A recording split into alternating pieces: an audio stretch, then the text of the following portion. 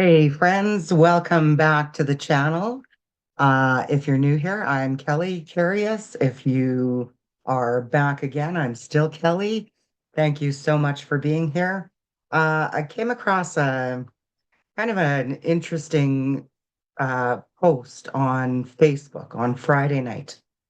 And this is a friend of mine, and I asked her if it was okay for me to use this post. That being said, I've still taken her name off of it. Um, but it really kind of brings home the long-lasting effects that bullying has on people.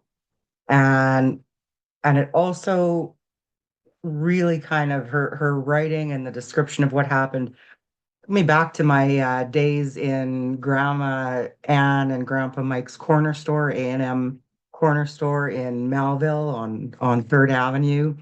If you're from Melville and you're watching this, I'm sure you will remember it or will be familiar with it. Um, that was back in the day where there was kind of a corner store every in every little piece of the town. Um, Let's just go ahead and let me share this screen with you, and then I will tell you more about my experiences there. Okay, story time. Back in the 70s, yes, children, time does go back that far. These candies were very popular, and there was consistently a commercial playing their jingle.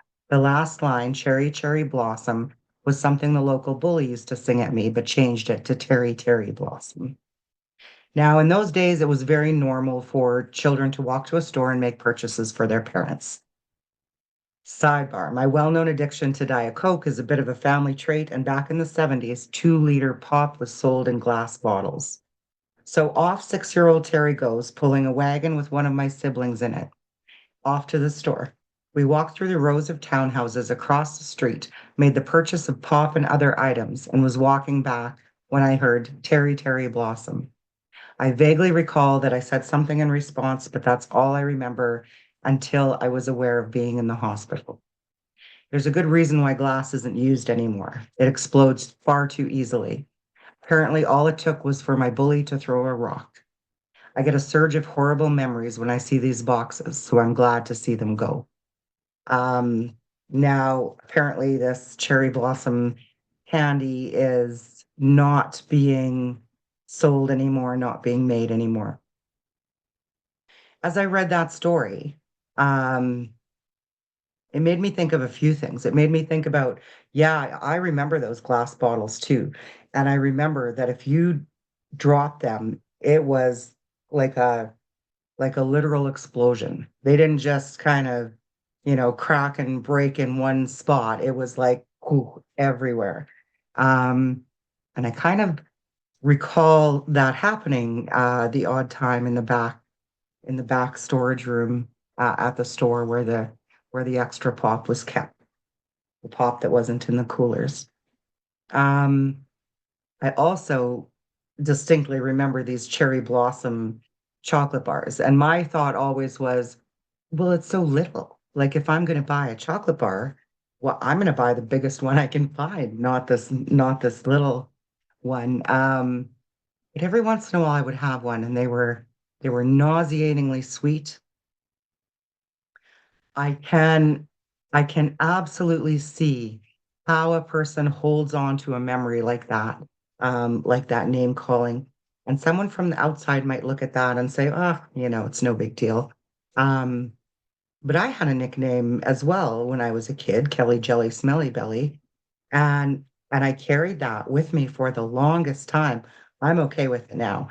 And sometimes people just automatically rhyme my name as they do, and it makes me laugh because I remember that and I know that it doesn't have any power over me anymore. It's really interesting, and we need to acknowledge that along with childhood bullying, there are triggers. There are triggers that pop up for people for the rest of their life. Um, and they can be found in what seem like the smallest um the smallest little pieces of life. You know, you're just going through life for this lady. You're going through Facebook, scrolling along. Oh, cherry blossom, um, chocolate bars are being not being made anymore. And boom, there it all comes back. One of the things that I really want people to know is that when you have a trauma, you store that in your amygdala.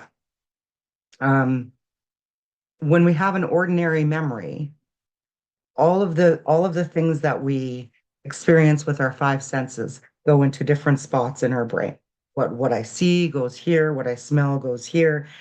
And that's why when we do like a witness statement afterwards for something, that's why it can all be different because your brain is taking all of those things back and putting them together again. And sometimes it's a little disorder. That's why they say witness statements are not that reliable. When you have a trauma and it all stays in that one spot, then when that memory comes back, it comes back hard, and it comes back with force. And it's so important that when we have something negative happen to us, that we take the time to talk about it, not just once, not just twice, but as many times as we need to for our brain to sort those pieces into the spots where they're supposed to go. It's really important when you have a trauma to talk about it from the point of view of your five senses. What did you smell? What did you hear? What kind of taste was in your mouth? What did you touch? And to be really aware that those senses need to be spoken. We need to talk about it and we need to sort them into the right spots in our brain. So if you've had a trauma and you feel sometimes like, oh, well, I've already told that story, or, oh, I'm just harping on this thing over and over again, it's because your brain needs you to. Your brain needs you to talk it out as many times as it needs. And that's okay. And that's good for you. And that is healthy to do. Um, as far as this story, you know what? I'm so sad that that happened for my friend at 6 years old. Of course, that's going to have a great big impact on a person. Um, and I'm glad she's putting it out here like this, and I'm glad she's telling the story and drawing attention um, to how devastating childhood bullying can be. Have a great day, everybody. See you next time.